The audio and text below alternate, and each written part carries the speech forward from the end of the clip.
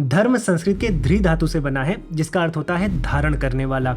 जिसने संपूर्ण चराचर जगत को, इस पूरे कॉस्मोस को धारण किया है, वही धर्म है। और इसी धर्म की खोज न केवल वैज्ञानिकों को है बल्कि योगियों को भी है। और इसी धर्म की खोज ने भारत के विवेकानंद को अमेरिका के टेस्ला से मिलवाया था। और जो उन दोनों के बीच घटा, उनके बीच में जिन विचारों ने जन्म लिया, शायद वो सच के सबसे करीब के विचार थे जो उन दोनों की मृत्यु के बाद सच साबित हुए। और यही शक्ति है जब धर्म और विज्ञान साथ आते हैं। साथियों, आप सभी का हाइपर क्वेस्ट के एपिसोड नंबर 121 में स्वागत है। और आज हम बहुत गहराई में समझेंगे कि कैसे जो दो विपरीत विचार हैं, धर्म और विज्ञान, जो आपस में इतने विरोधाभासी जान पड़ते हैं, जब ये साथ में आते हैं तो कैसे आपको ये अंतिम सत्य की तरफ दुगनी तेजी से बढ़ाते हैं। तो साथियों, बिना किसी विलंब के आज के विश्लेषण को प्रारंभ करते हैं।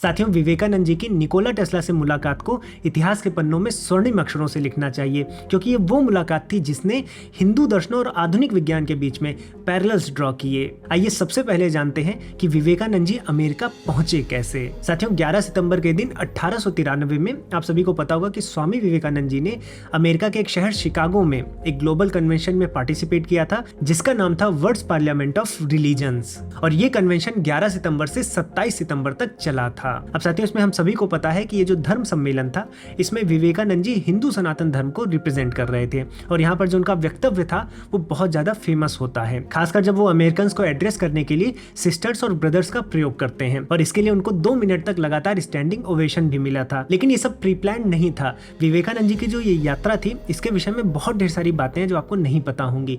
जब विवेकानंद जी यहाँ भारत में थे तो उनके अनुयायी जो थे या उनके जो दोस्त थे, वो ये चाहते थे कि विवेकानंद जी यूएसए में जाकर इस धर्म सम्मेलन में पार्टिसिपेट करें। लेकिन यूएसए जाना, वहां रहना, उसके लिए बहुत ढेर सारे पैसे चाहिए होते हैं। तो उनके दोस्तों ने, उनके फॉलोअर्स ने इन पैसों को जोड़ा था। और उस समय वीजा की जरूरत नहीं पड़ती थी कि आपको वीजा लेना पड़े, उसके बाद जाना पड़े। वहां पर आपके पास पैसे हैं, आप शिप का टिकट कर सकते हैं और उसके बाद फिर आप यूएसए जा सकते हैं। वहां पर पोर्ट पर एक बेसिक इंस्पेक्शन होता है, कुछ क्वारंटीन के लिए आपको रखा जाता है, उसके बाद आप कहीं भी जा सकते हैं। ये जो वीजा का सिस्टम है, ये वर्ल्ड वॉर 1 के बाद आया है। विवेकानंद जी 1893 में गए थे। वो एक शिप बोर्ड करते हैं और फिर यहाँ से निकलते हैं, श्रीलंका, थाईलैंड और जापान के रास्ते यूएस पहुंचते हैं। जब वो यूएस पहुंचते हैं 30 जुलाई 1893 को, तो उन्हें पता चलता है कि कन्वेंशन को अभी 1.5 महीने हैं। तो उनके पास 1.5 महीने का समय था, लेकिन इतने पैसे नहीं थे कि वो 1.5 महीने वहां पर गुजार पाए। दूसरा, जल्दी तो पहुंच गए थे, लेकिन इतनी भी जल्दी नहीं पहुंचे थे कि उस कन्वेंशन में वो अपने आप को रजिस्टर्ड करा पाए। तो वो समय भी बहुत कम था।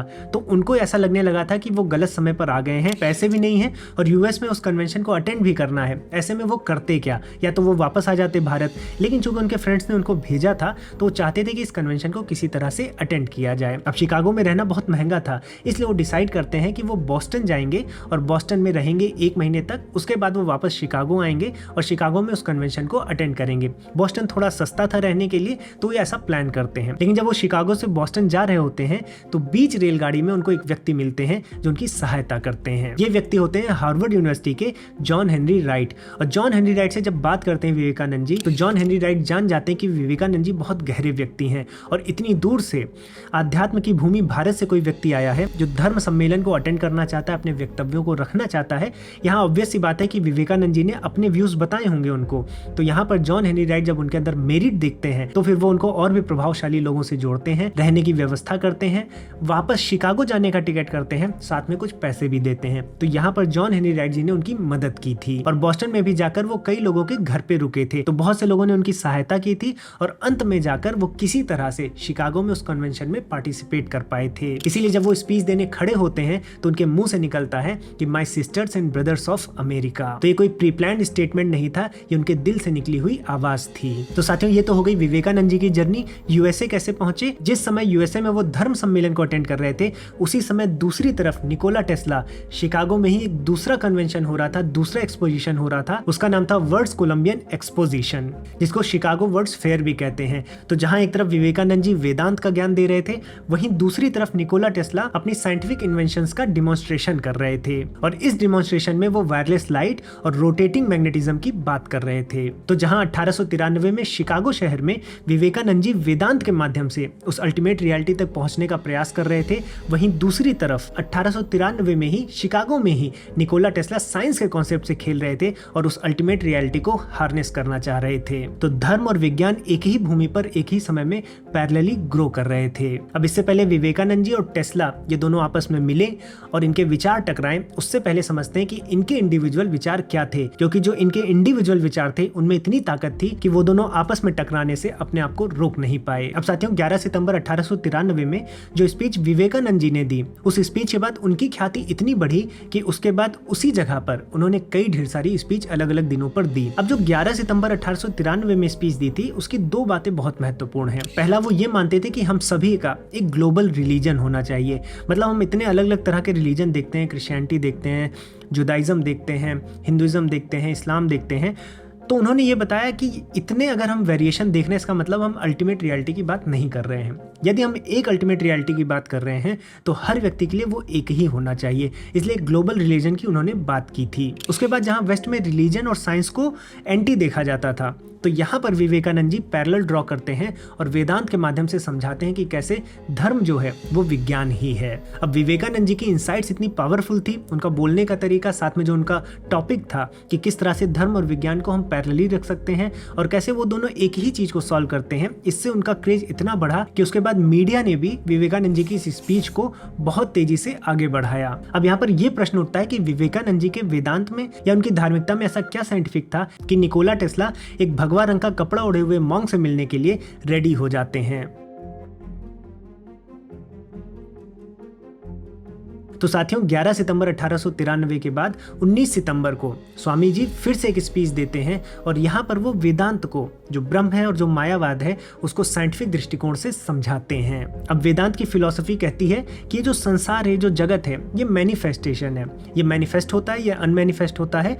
ब्रह्म जो है एक सबस्ट्रेटम है, उसी में ये क्रियाएं चलती रहती हैं, जैसे समुद्र में वेव्स उठती हैं। लेकिन हम अब्राहमिक रिलीजन में देखेंगे तो वहां पर जो जगत है वो क्रिएशन है किसी गॉड की। तो यहाँ पर साइंस से वो ये समझाते हैं कि जैसे साइंस कहता है कि इस कॉस्मोस की, हमारे यूनिवर्स की जो कॉस्मिक एनर्जी है, उसका सम टोटल हमेशा कांस्टेंट रहता है। यदि किसी चीज का सम टोटल हमेशा कांस्टेंट है और आप ये कहते हैं कि एक समय क्रिएशन नहीं थी, तो ये लॉ यहाँ पर ब्रेक हो जाता है, क्योंकि जब कुछ नहीं था तो ये एनर्जी कहाँ थी। और यदि कोई कहता है कि ये एनर्जी ईश्वर में पोटेंशियल फॉर्म में थी, तो इसका मतलब ये हो जाएगा कि ईश्वर एक समय में पोटेंशियल फॉर्म में रहता है, एक समय में काइनेटिक फॉर्म में आ जाता है। यानी ईश्वर म्यूटेबल है, यानी ईश्वर चेंज हो रहा है और जो चीज चेंज होती है उसमें एक स्ट्रक्चर होता है और जिस चीज में स्ट्रक्चर होता है उसका स्ट्रक्चर एक न एक दिन जाकर टूटता है और वो नष्ट हो जाता है। इसलिए इस लॉजिक से ईश्वर नष्ट हो जाएगा, जो कि एब्सर्ड है। इसलिए क्रिएशन हमेशा थी और हमेशा रहेगी। ये एक साइकिल है, इन्फिनिट साइकिल है, जिसमें मैनिफेस्ट और अनमैनिफेस्ट होती रहती है। उसके बाद वो वेदांत के दूसरे पहलू को समझाते हैं कि जैसे हम हैं, हमारी चेतना है, ये चेतना ब्रह्म ही है, लेकिन अविद्यावश हमें क्या लगता है कि हमारी चेतना संकुचित है। यहाँ पर इस बात को वो ऐसे समझाते हैं कि जैसे एक शरीर की चेतना से आपको इतना सुख होता है, तो दो शरीर की चेतना से कितना सुख होगा, चार शरीर की चेतना से कितना सुख होगा।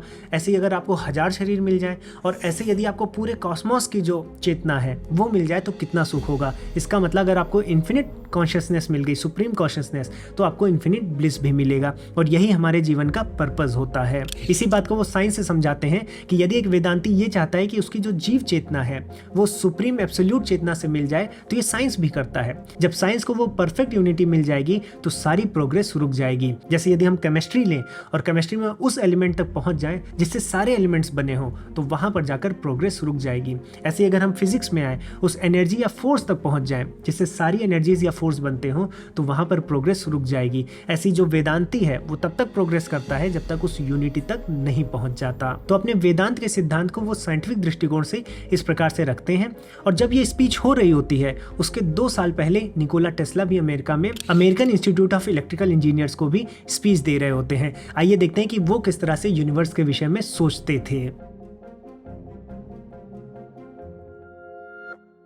अब साथियों दूसरी तरफ निकोला टेस्ला 1890 तक बहुत प्रतिष्ठित हो चुके थे। 1891 में उन्होंने अपनी सबसे अच्छी इन्वेंशन टेस्ला कॉइल को भी डिमॉन्स्ट्रेट कर दिया था और अब वो एक ऐसी मशीन बनाना चाहते थे जो यूनिवर्स के किसी भी पॉइंट से पावर ड्रॉ कर ले। और इसी पर बात करते हुए वो 1891 में American institute of electrical engineers को स्पीच देते हैं। वहां पर वो कहते हैं कि पूरा यूनिवर्स एनर्जी से लबालब भरा हुआ है और जो इन्फिनिट स्पेस है वो कॉन्स्टेंटली इस इन्फिनिट एनर्जी को एक जगह से दूसरी जगह पर ट्रांसमिट करता आता रहता है। और इसी लेक्चर में आगे जाकर वो कहते हैं कि ह्यूमंस अपने परसेप्शन से लिमिटेड हैं, हमारी ज्ञानेंद्रियां सीमित ज्ञान को ही प्रकाशित करती हैं, लेकिन फिर भी हमारी आत्मा हमें वहां पहुंचा सकती है जहां हम इंद्रियों से नहीं पहुंच सकते। इसके बाद 1892 की स्पीच में वो यहां तक पहुंच जाते हैं कि एक ऐसी मशीन बना ली जाए जो यूनिवर्स के किसी भी पॉइंट से एनर्जी ड्रॉ कर ले। लेकिन यहाँ पर वो बस इसी खोज में लगे थे कि एनर्जी तो है, स्पेस एम्प्टी नहीं है, स्पेस एनर्जी से भरा हुआ है, लेकिन यदि ये एनर्जी स्टैटिक है तो इस एनर्जी को हार्नेस करना बहुत मुश्किल होगा।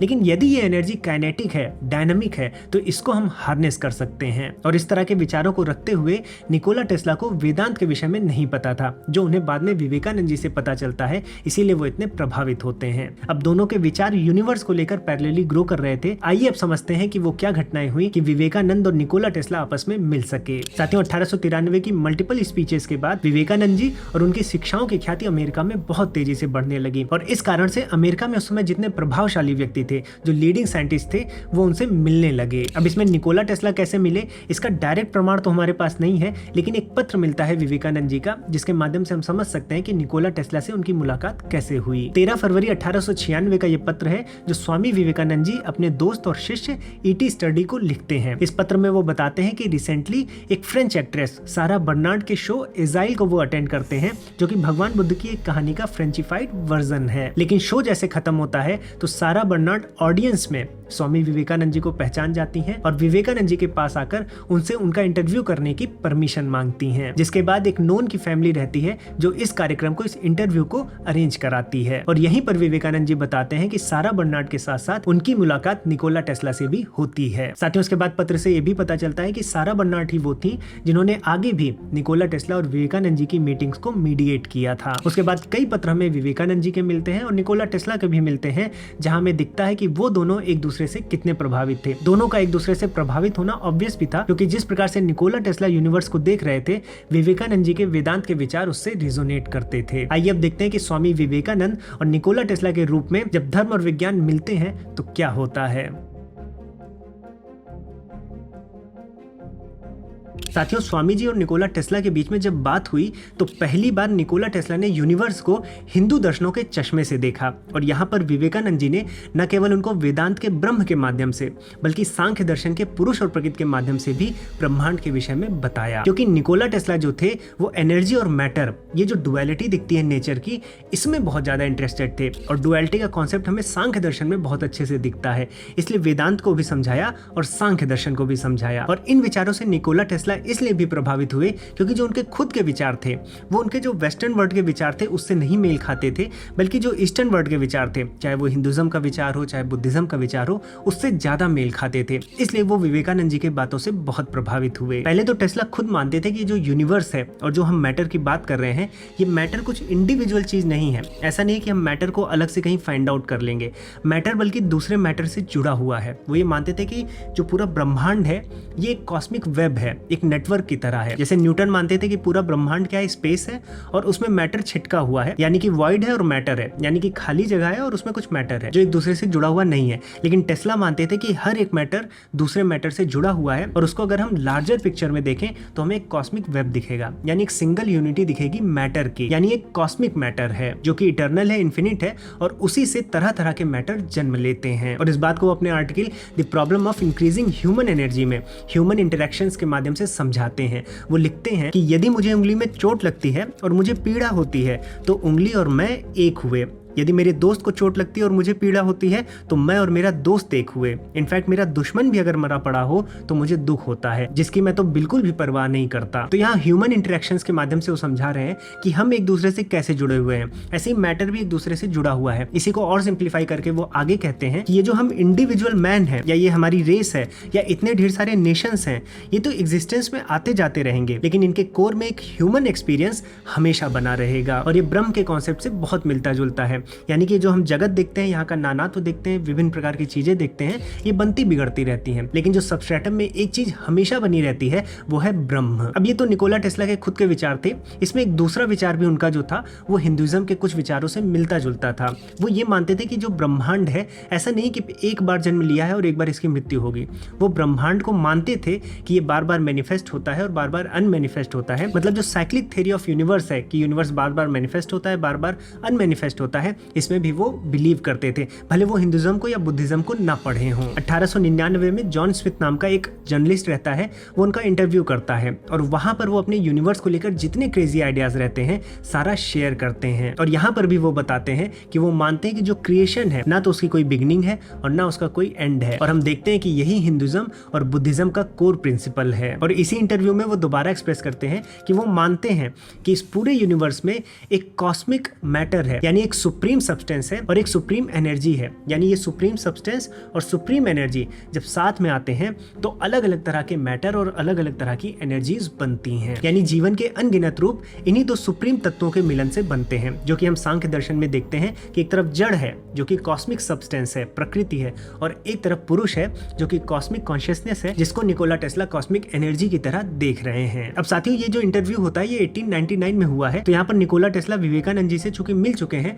तो हो सकता है कि उनका ये जो थॉट प्रोसेस था ये और भी ज्यादा रिइंफोर्स्ड हुआ हो और भी ज्यादा वो उस पर विश्वास करने लगे हों। इनफैक्ट एक बायोग्राफी है विवेकानंद जी की जो कि निखिलानंद स्वामी जी ने लिखा था, तो उन्होंने भी उस बायोग्राफी में ये एक्सेप्ट किया है कि निकोला टेस्ला विवेकानंद जी द्वारा बताए गए सांख्य दर्शन और जो सृष्टि है जो कि जन्म मरण की साइकिल से गुजरती है बार बार और उसका कोई बिगनिंग नहीं, उसका कोई एंड नहीं है, इससे बहुत ज्यादा प्रभावित हुए थे। अब इसमें निकोला टेस्ला के खुद के भी कुछ विचार थे जो कि बाद में हिंदुज्म और बुद्धिज्म के विचारों से रिजोनेट करते हैं, इसलिए वो आगे इसमें बढ़ना चाहते थे। और इसी क्रम में हमें एक पत्र भी मिलता है विवेकानंद जी का जो कि 13 फरवरी 1896 को उन्होंने अपने एक मित्र को लिखा था। अब इसमें वो क्या लिखते हैं कि मिस्टर टेस्ला बहुत खुश होते हैं जब वो सुनते हैं वेदांतिक प्राण, आकाश और कल्प के बारे में, और उनको लगता है कि जो मॉडर्न साइंस की थ्योरीज हैं वो इन चीजों को एकोमोडेट कर सकती हैं। वो आगे लिखते हैं कि मिस्टर टेस्ला ये भी सोचते हैं कि वो मैथमेटिकली यानी गणितीय प्रक्रियाओं से ये प्रूव कर सकते हैं कि फोर्स और मैटर एक ही है और वो किसी पोटेंशियल एनर्जी में रिड्यूस किए जा सकते हैं। और मैं अगले सप्ताह उनसे मिलने जा रहा हूँ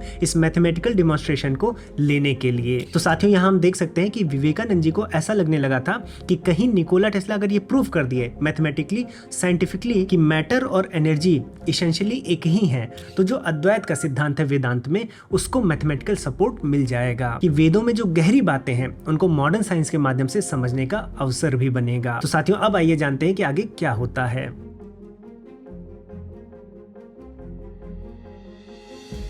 साथियों, विवेकानंद जी जब हिंदू दर्शनों और उपनिषदों का ज्ञान वेस्ट में ले जाते हैं तो उनसे प्रभावित होने वालों में सबसे ज्यादा संख्या थी वैज्ञानिकों की, चाहे वो लॉर्ड केल्विन हो, हेल्महोल्ट्ज हो या फिर निकोला टेस्ला हो। और केवल यही नहीं बल्कि विवेकानंद जी तो वहां से चले आते हैं, उनकी मृत्यु भी हो जाती है, लेकिन चूंकि ये ज्ञान यूरोप पहुंच गया था, अमेरिका पहुंच गया था, तो बाद में भी जो साइंटिस्ट है, बाद में भी जो वैज्ञानिक है, चाहे नील्स बोहर हो, चाहे श्रोडिंगर हो, चाहे फाइनमैन हो, ये सब भी उपनिषदों और हिंदू दर्शनों से बहुत प्रभावित हुए। साथियों, भारत के इन श्रेष्ठ ग्रंथों को हम शिक्षणम ऐप पर पढ़ाते हैं। शिक्षणम ऐप पर 70,000 से भी ज्यादा विद्यार्थी दैनिक रूप से हिंदू दर्शनों को, उपनिषदों को और संस्कृत भाषा को सीखते हैं।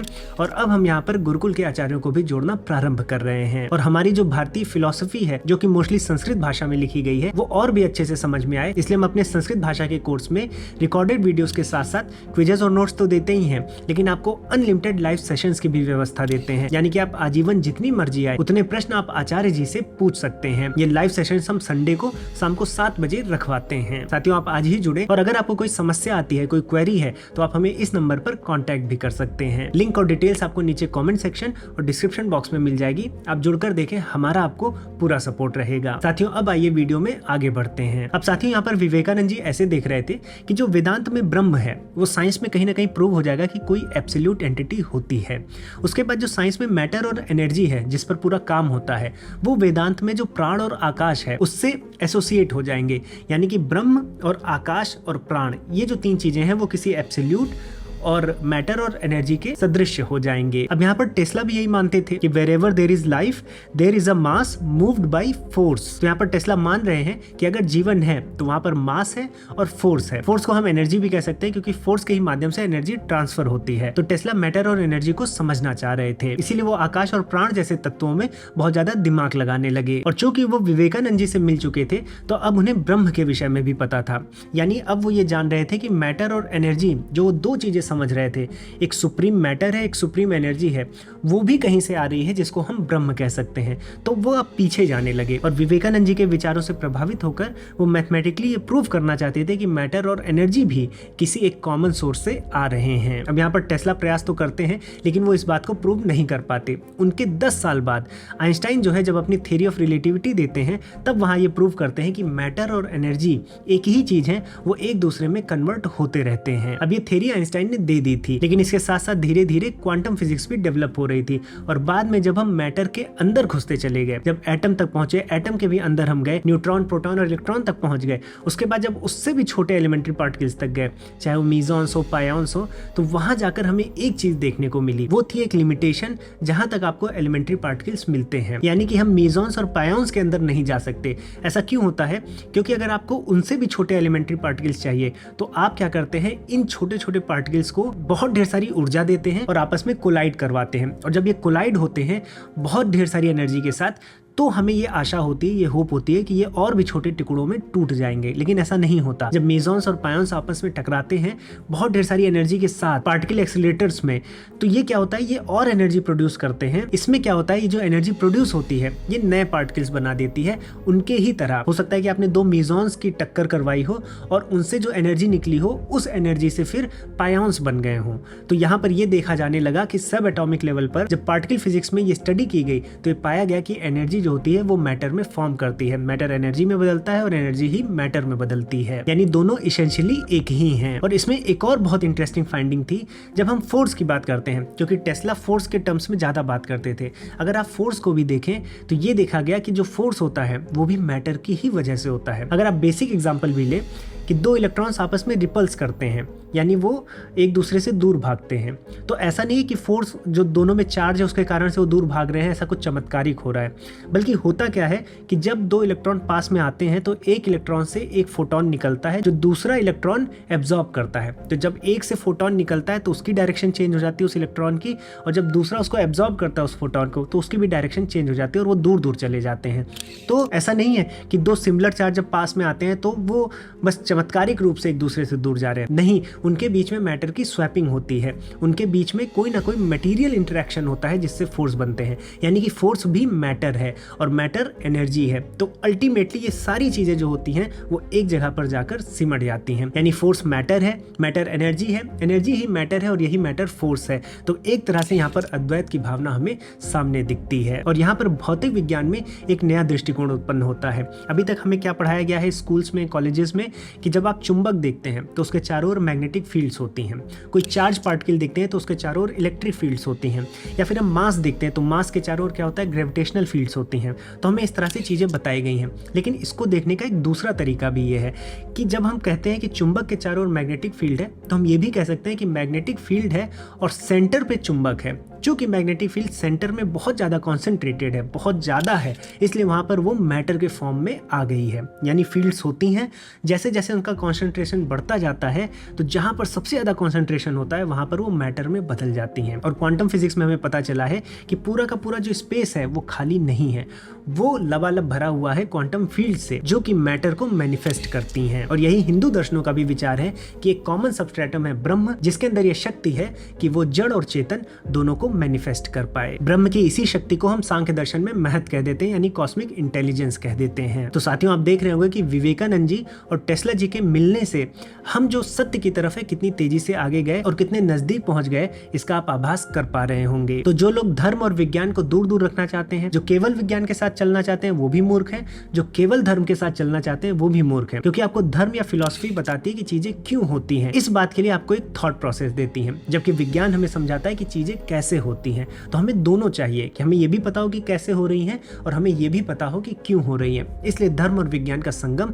बहुत जरूरी है और इसीलिए हम हाइपर क्वेस्ट पर इसी तरह के टॉपिक्स को एक्सप्लोर करते हैं। साथियों, मैं आशा करता हूँ कि इस वीडियो के माध्यम से आपको समझ में आया होगा कि वेदांत और विज्ञान कितने नजदीक हैं और दोनों एक ही चीज है, बस दोनों के प्रोसेस जो है, दोनों का जो स्ट्रक्चर है वो अलग है, बाकी दोनों एक ही धर्म, एक ही ट्रुथ की तरफ बढ़ रहे हैं। साथियों, अगर आपको हिंदू दर्शनों और उपनिषदों को गहनता से समझना है और और उनको आधुनिक विज्ञान के दृष्टिकोण से जानना है तो आप हमारे शिक्षण मैप से जुड़ सकते हैं।